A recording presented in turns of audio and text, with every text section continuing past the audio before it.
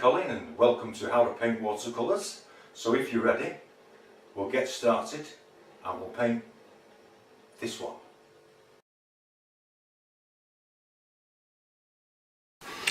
Hello and welcome back to How to Paint Watercolours with me, Colin. As you know by now, I've stretched my paper, wetted it both sides, and I'm just leaving a thin film of water on the paper, removing the excess water around the sides. And I just want to dry off the lake area at the moment because I don't want anything in that. And we'll get straight in with some Naples yellow all the way across the mountain. Don't worry about it. And some Naples yellow and crimson, a nice salmony pink colour. The Naples yellow is a deep Naples yellow, don't like the light one we've been using. And then mix it up a touch, just a spot of crimson pulled through it, and then some cobalt blue and crimson on this end.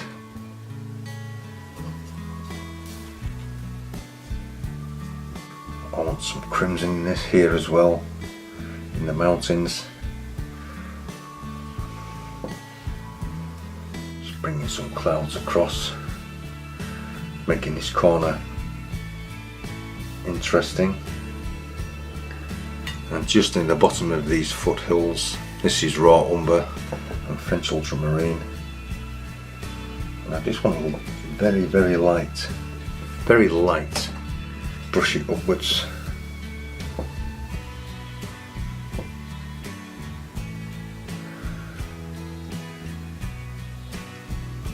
Taking a little paint out of the bottom just to create a little misty line, and then we're going to leave this to dry.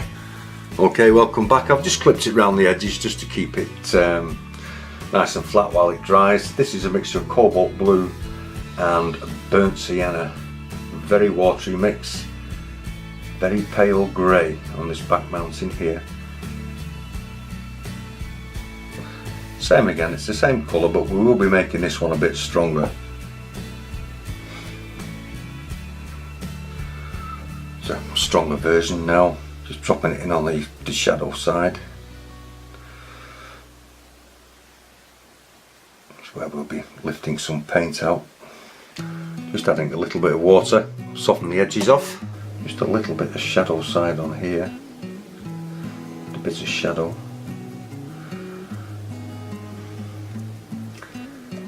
And then with the screwed up corner of a tissue, hope you can see that. Okay, I'm just going to lift some out. It's kitchen towel actually, it's not a tissue.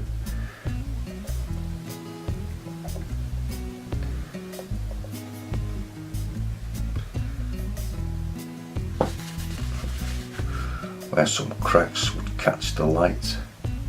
And I want to leave the crimson showing through. It just adds interest onto your mountings. So we're just going to let that dry off. Now we've got that nice and dry along the lake shore, I'm just adding a little bit of water here. Like I said, these will be mainly covered up, but you'll know they're there. Same on this little edge here. Raw umber and French ultramarine. Just start above where the water is and just pull your brush into the paint. This will allow it to spread when it hits the water. No detail really in these, it's just a hint of fir trees, evergreens, whatever you want to call them.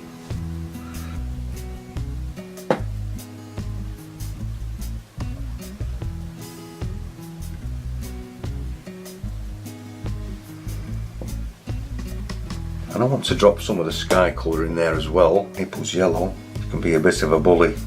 As you see, I just push the other colours out of the way, some of the pink. Who says you can't have pink in your trees? Relatively weak on this side. Let's see, we'll mainly be covered up in a bit of that colour down a bit.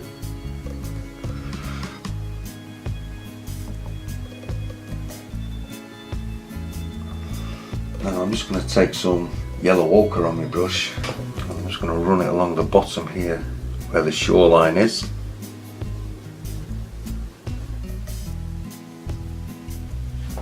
leave this to dry.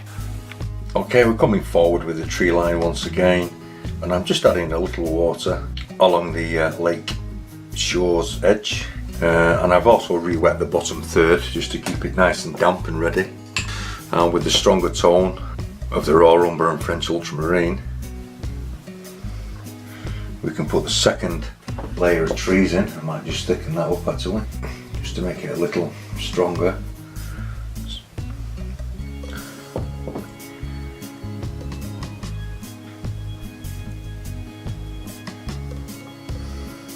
Yellow ochre along the bottom, just push it back into the trees. Okay, now that's they're dried off a little bit. I've just re-wet the whole of the lake area and just leaving a thin white line between that and the shoreline where the mountains are. What I'm just going to do is just basically mirror what's in the sky. So I want some Naples yellow here in the corner, all horizontal strokes. You can actually make this quite strong as water carries depth. Naples yellow and crimson. Adding a spot of crimson on its own. Pull it through. Cobalt blue and the crimson with just a touch of crimson.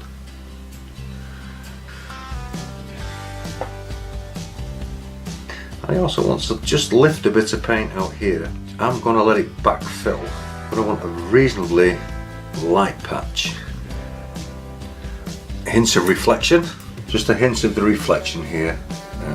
I don't want to put the mountain reflections in, so I don't want these to spread too far. Otherwise the painting would look rather busy.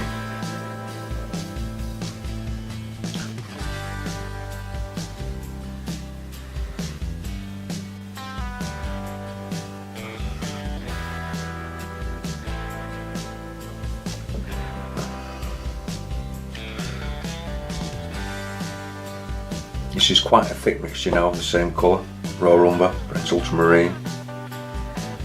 Just want this to be slightly stronger.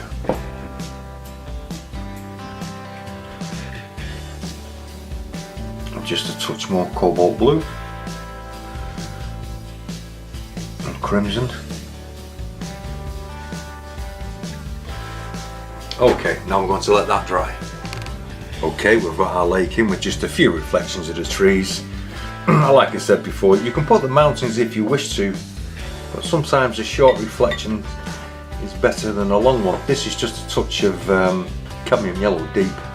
I'm just going to put a quick wash of this in. It does have a little bit of French ultramarine in, but it's only a tiny bit, just to take the glare from it.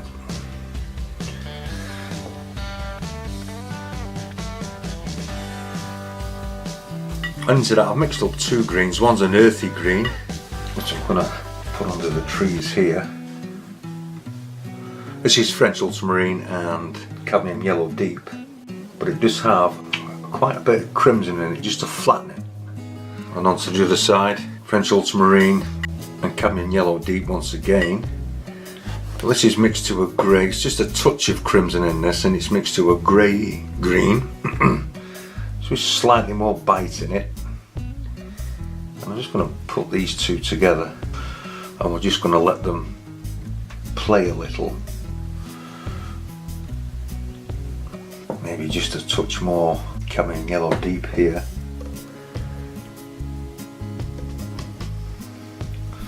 And then we're going to leave this to dry. Okay, now your foreground is dry enough for this really. I'm just going to put the tops of these evergreens in, or fir trees, whichever you want to call them. And I'm using a 00 brush. Just going to put a few twigs that you get at the top of these trees. It's the same colour. We're moving into some greens very shortly.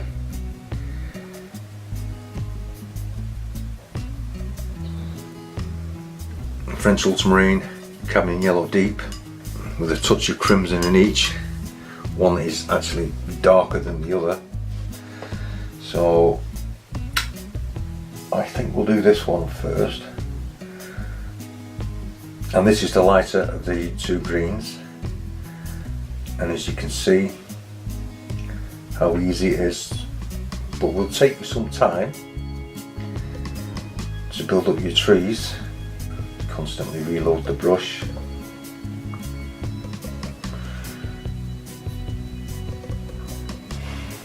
Do the same with this one as well.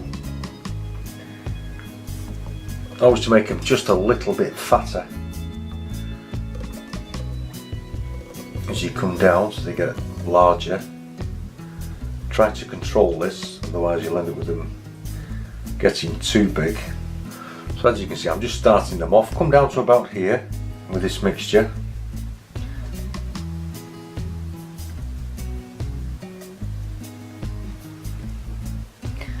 And as this will take around about maybe 10 or 15 minutes, I will turn the camera off and we'll have a look when this layer has gone on first, and we will be putting a darker layer on one side. That's why we have two colours of green. Okay, that's your first layer of green on, and I'm going to put a darker one on. It's the same colour but just a slightly more blue and crimson, and I'm just going to darken just this right hand side, I think.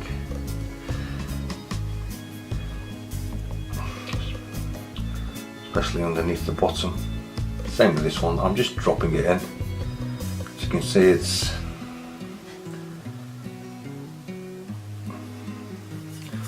just letting it run round. Once again, plenty on the bottom, just to darken it. I'm going to run some burnt sienna and with a touch of French ultramarine in it for the tree trunks here. And just, this is a darker mixture of the same colour.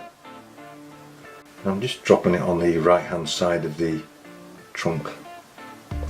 We'll begin to pull this out once again.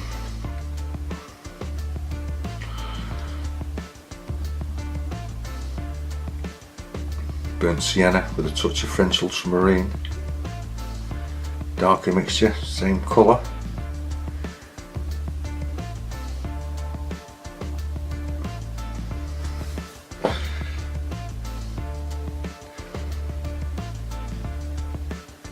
Prussian blue, sepia.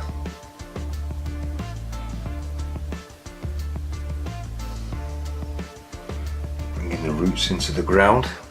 Damp brush, soften it in so it just attaches to the painting.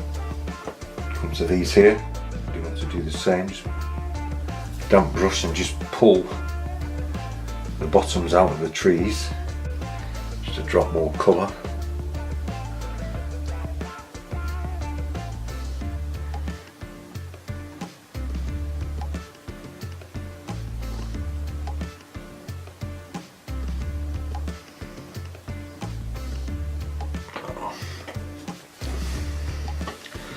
I think that will do for that. I'm going to put a couple of birds in here.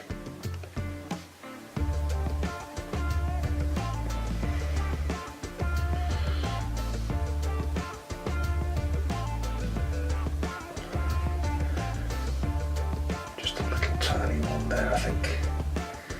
Just make it look a bit further away. Just a few grasses here and there.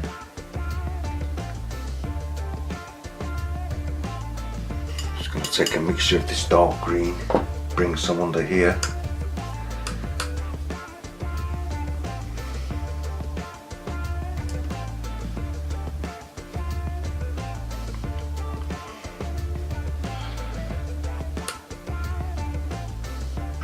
Damp brush, soften it off.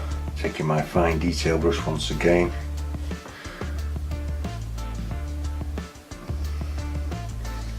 Few more grasses, and I just want to add some of these little branches that you find sometimes that come off the fir trees. Just a few. I hope you've enjoyed this video. If you have, please click the like button and subscribe, and I'll leave a link in the description box should you need to, or should you want to, have a look at some of the videos I've made for YouTube. This is the best bit now. This is where you get to sign it, mount it and frame it. So I'd like to thank you all very much for watching. Thank you.